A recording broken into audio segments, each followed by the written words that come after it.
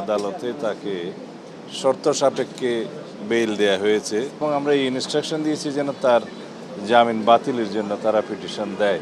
বেনজির ইস্যুতে আমি গতকালকেই কথা বলেছি, বিকেলের দিকে আমি রাজশাহীতে ছিলাম, ওইখানেই সাংবাদিকরা প্রশ্ন করেছিলেন। আমি তার ঘন্টা খানেক আগে জানতে পেরেছি গতকালকে যে ইউএই আদালতে তাকে শর্ত সাপেক্ষে বেইল দেয়া হয়েছে যাতে ইউএই ছাড়তে না পারে, দেশ ত্যাগ করতে না পারে এই শর্তে। তা আমরা এটা বিষয়টা জানার পরে আমাদের নিয়োজিত যে ল ফার্ম আছে তাদেরকে বিষয়টা জানিয়েছি। আর ইউএই অ্যাম্বাসেডরের সাথে আমাদের সচিব মহোদয় কথা বলেছেন, পররাষ্ট্র মন্ত্রণালয় অবগত আছেন কি কি শর্তে তাকে জামিন দেওয়া হয়েছে।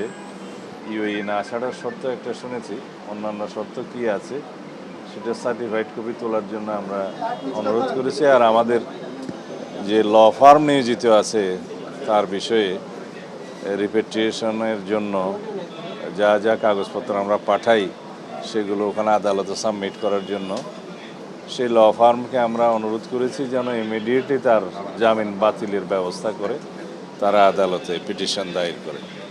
আদালতের বিষয়টা পুরোপুরি না জেনে আমি বক্তব্য দিতে চাই না। আমাদের ল ফার্মকে আমরা অনুরোধ করেছি সার্টিফাইড কপি তুলে কথা বলবে এবং আমরা এই ইনস্ট্রাকশন দিয়েছি যেন তার জামিন বাতিলের জন্য তারা পিটিশন দেয়, কারণ তার কাছে অন্যান্য দেশেরও পাসপোর্ট থাকতে পারে, সেটা আমাদের সন্দেহ।